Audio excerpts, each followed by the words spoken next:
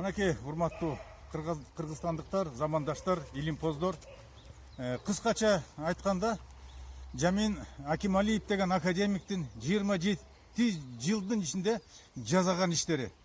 Бул кишини академик не созидатель, академик разрушитель деп коет. Мынакей көрүп турасыңар, биякта клубубуз турат, жабылган бойдон. Мен жана силерге айтып кеткендей, Алла Иошпе, Стахан Рахимов, Геннадий Хазанов ошол концерт берген. Бир гана мына административный корпус калды. Бул административный корпуста илимпоздор отурчу эмес, жаланган администрация отурчу. Азыр ушу корпуска дагы батпаган эле бош кабинеттери деле бар. Болгону ушу 16 сотрудник калды. 600 сотрудниктен. Институт почведениянда 2002 жылы 150 штат менен кошкон. А институт земледелиядан 450 штат бар болчу. Жалаң илимпоздордон. Ошондо эки илим институттун жалаң илимпоздор 600 эле. Азыр болгону 17 эле калды.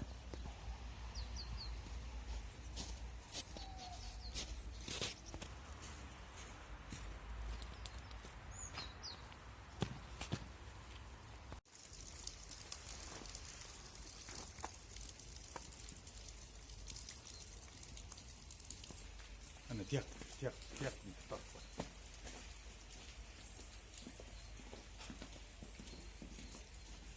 Ne söylüyor? Mına özünüzдөр көрүп жаткан кору. Биякта экинчи корпус деген болчу. Бу жерде агрохимия лабораториясы, отдел земледелия, отдел микробиологии деген талкаланып жатат. Анын сүрөтүн болсо салабыз. Биякта болсо 3 этаж, асты республиканский альчара библиотека, үстү болсо эң заманбап клубубуз бар эле. Бу жерде Алла Иошпе, Стахан Рахимов, Геннадий Хазановдор келип туруп, жашынакай концерттерин беришчи. Жогорку кеңеш Кыргыз ССРнин жогорку кеңешинин альчара боюнча комитеттер заседать этчи. Азыр талкаланып, жарабай жатат. А биягда өзүңүздөр көргөндөй 3-4 корпус эң жакшы корпустар: отдел механизации, отдел экономики, отдел гидромодульного районирования, отдел биотехнологии, биякта отдел защиты растений дегендердин бар, отдел физиологии. Булардын бардыгын тең бөлөк проектке берип койду эле. Жашынакай кылып, заманбап кылып иштеп гүлдөп атышат. А биздин институт болсо ушунда куурап 600 илимпоз бар институтта азыр болгону 17 илимпоз калды. Анын да 75% пенсионерлер. Болгону 125 кандидат науктан болгону азыр 90га жакын калган Акималиев менен 6 илимпоз бар.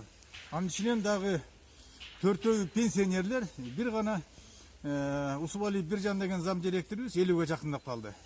Мынакей элдер, билбеген элдер, сайраган, булбулдай сайраган Акималиевди телевизордон көрүшкөндө аябай суктанышат. Ушул академик Акималиев дегенде айыл чарба министри же болбосо вице-премьер-министр же премьер-министр кылып койсок, Кыргызстаныбыз аябай гүлдөйт эле, жыргайт эле деп. А билген адамдар бул аферист академик Акималиевди жер кантип көтөрүп жүрөт деп боорлорго ачыйт да жерге түкүрүшөт. Мынакей Акималиев деген академиктин жазаган иштери 27 жылдын ичинде гүлдөгөн институттун гүлүн сапырып салды. Көрүп турган мунугу дарбазанын ар жагында 72-73 жылы номер 6 голландский теплица келип биздин институтка курулган. Бул деген биздин селекционный процесстерди эгинден, буудайдан 2 урожай, жүгөрүдөн болсо, то есть 3 урожай, жүгөрүдөн болсо 2 урожай алып туруп, селекционный процессти эртерээк ускорить эте турганга салынган болчу. Вот. Мына көрдүңүздөр, ушунун баарын талкалап, азыр частный фирмага Акималиев деген академик баарын сатып жиберди. Таңгырап, бусулуп турат.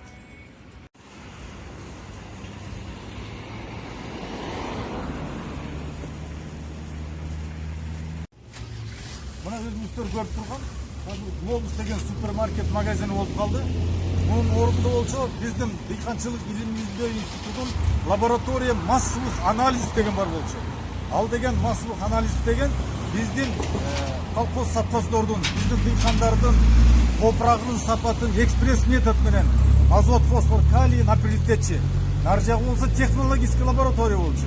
Ал болсо бизден чыккан буудайлардын ошолордун сапатын, ошолорду уун кылып, андан кийин тамыр кылып, кандай чага ачыйт, кандай сапатын кылган кичинекей бөлкөлөрүн чыгарган лаборатория болчу.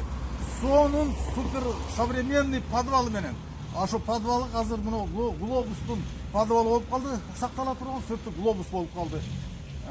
Топуракты, жерди, технологияны биздин буудайдан чыккан ундардын сапаттарын текшере турган лаборатория ошо менен жабылып калды.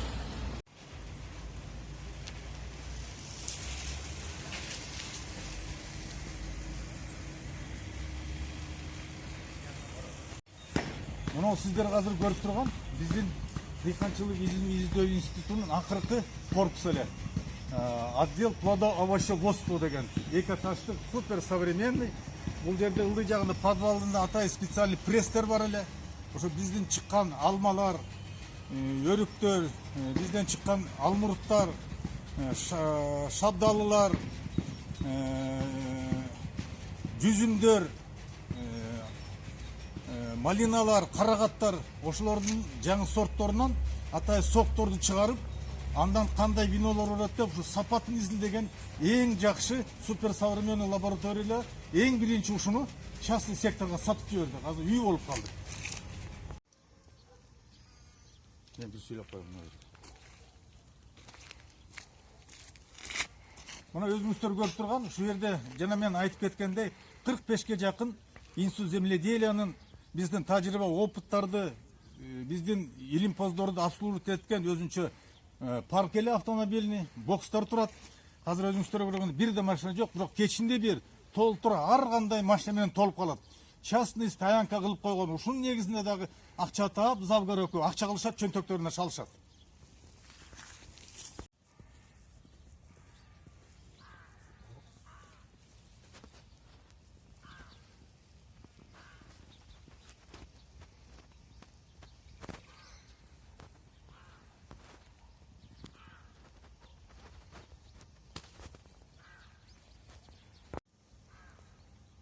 Урматтуу кыргызстандыктар, мынакей биз азыр ошо биздин институт земледелиянын гаражынын батыш жагында турабыз. Мына фондо көрүп турганыңыздар, мына үстүнө чатыр патыры жок. Бул отдел механизациянын почвенный канавка деп коет. Ошол жерде топурак болуп туруп, атай лебедка менен отдел механизация өздөрүнүн изобретенияларын, жаңы шаймандарын, соколорун испытывать этчи. Ошондор талкаланып турат. Биякта болсо көргөнүңүздөр токарный цех болчу. Ар кандай темир семир эмелерди токарный кылып станокторду чыгарчы. Биякта аккумуляторный цех бар болчу. Биякта болсо мойка деген болчу, жуулган. Эчтеге жок, каңгырап забору да жок. Мына ушундай акыбалга Акмалиев деген академик деген сүйлөсө оозунан чаң чыккан, булбулдай сайраган, ишине келгенде эң 180 градус бөлөк иш кылган академик мына жазаган иши ушул.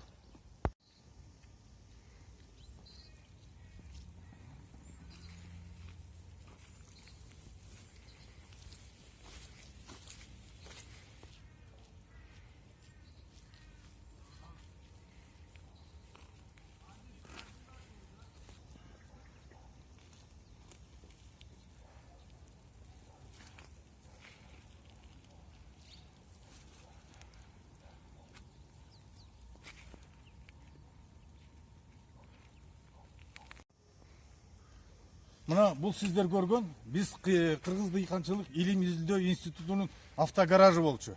Бу жерде бир 45 единицага жакын автотранспорт бар эле. 2-3 автобус, пазиктер, рафиктер, шиньон, москвичтер, служебный москвичтер бу жерде турган. Мына жер мастерскойлор, техникта аккумуляторный цех, столярный цех, плотницкий цех дегендер, складтар. Ошонун баардыгын талкалап, азыр бир эле машина калды Акималиевдин, жаңыз гана өзүнүн машинеси. Аны дагы 2 жыл мурун муну кызматтан алганда ал машинесин да талкалап кеттир. Талкалап, андан кийин келген директор жөө жүзүндө.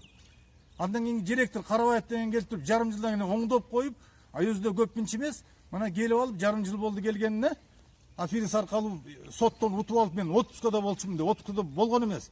Эми ошол уялбай ошол машинени минип жүрөт. Мынакей көрдүңөр, бир машина жок, баары талкаланган.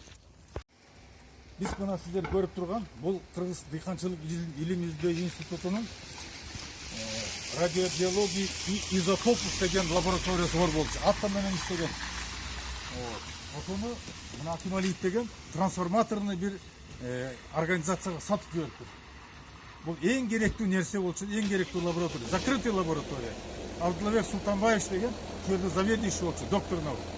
Бұл бір лаборатория. 7 лабораторияның бардығын сатқан бір лаборатория ал талқаланған. Қалғанын дағы айтып беремін.